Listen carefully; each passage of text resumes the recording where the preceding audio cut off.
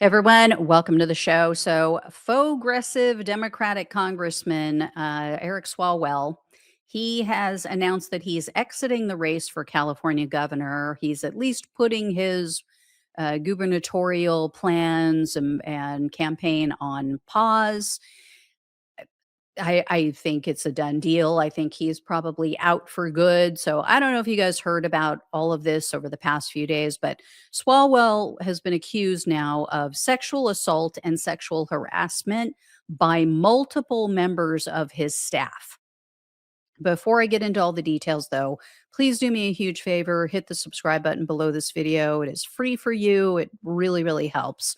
So here's the deal. Here's what's being reported. Last Friday, numerous staff members quit Swalwell's campaign. He has been running to become the next governor of California. And these people said, I'm out of here. I'm done because two different news outlets reported on accusations of assault and misconduct. So here's one of the reports of his staff leaving. They've come out and called for him to step aside, to end his campaign. And according to the San Francisco Chronicle, this is one of the accounts of one staff member. They said that a former staffer claimed that Swalwell had sexual encounters with her while she was working for him.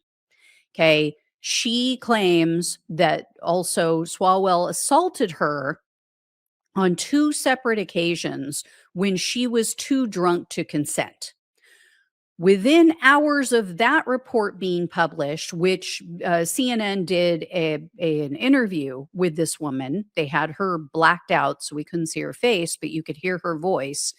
And within hours of that report being published, CNN reported that three other women have come forward and they've also accused Swalwell of making moves on them and also sending them explicit photos and messages.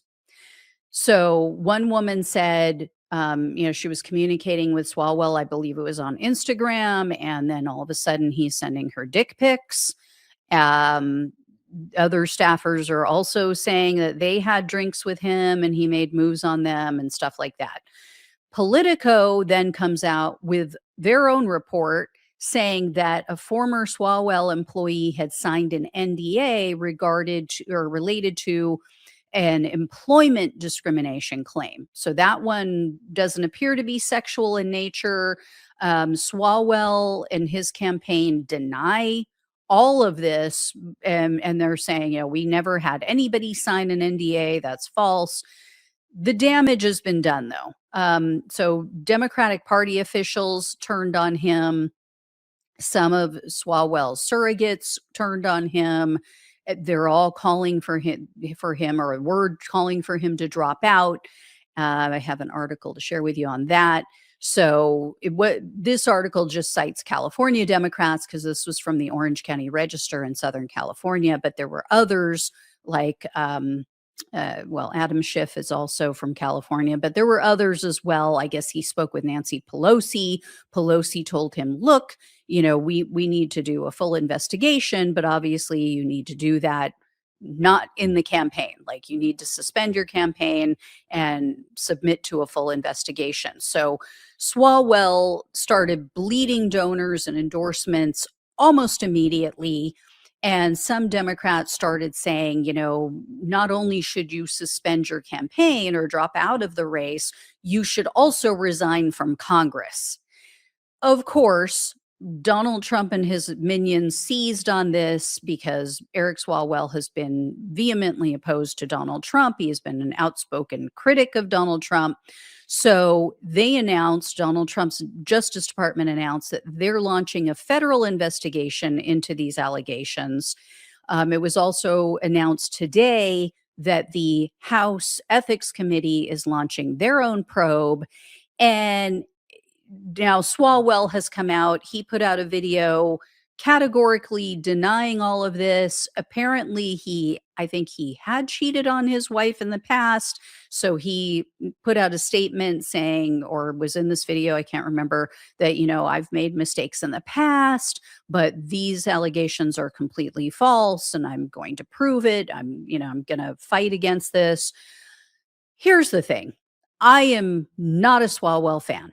I've mentioned before, he is a typical corporate Democrat. He has gotten a pass from the base, from liberals, because he says all the right things about Donald Trump.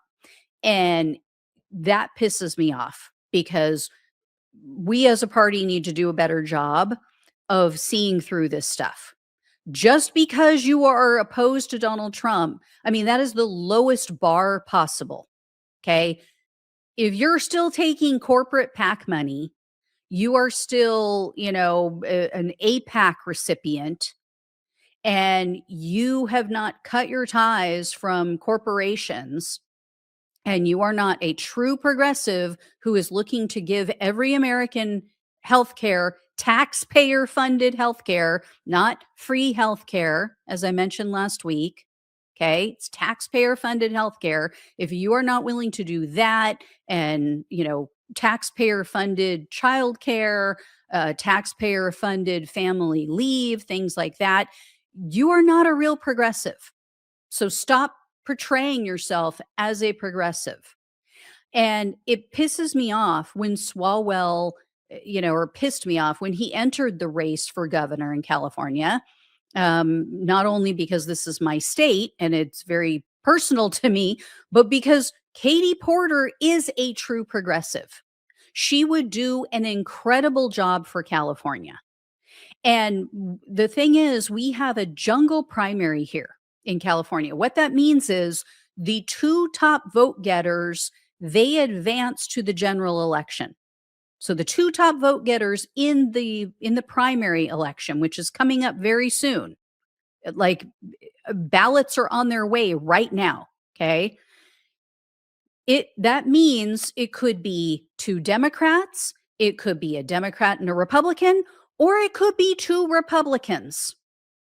Now, in the past, it has pretty much been two Democrats or a Democrat and a Republican who have advanced.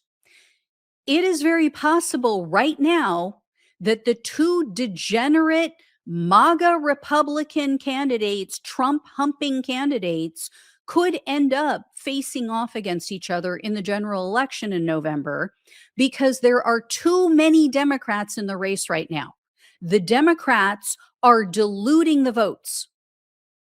Okay. Eric Swalwell should have never gotten in this race. He should have gotten behind Katie Porter. Same thing with Tom Steyer.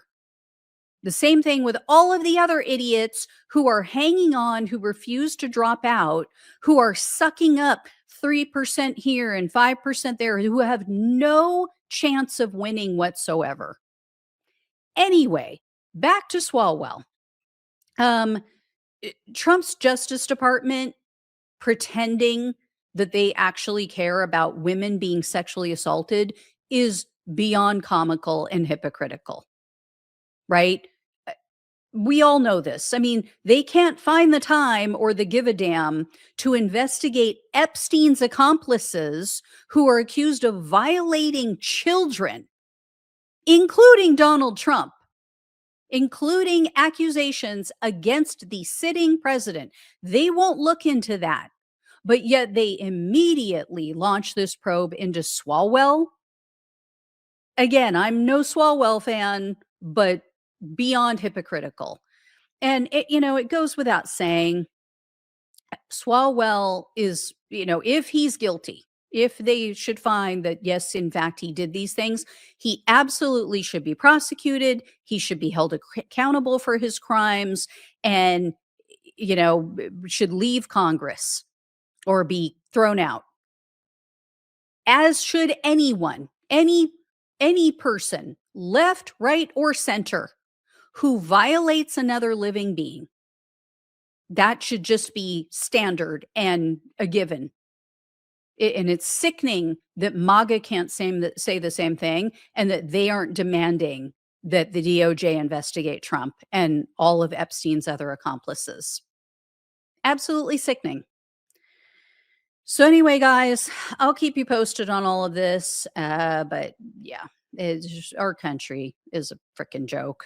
We just are an embarrassment in the world.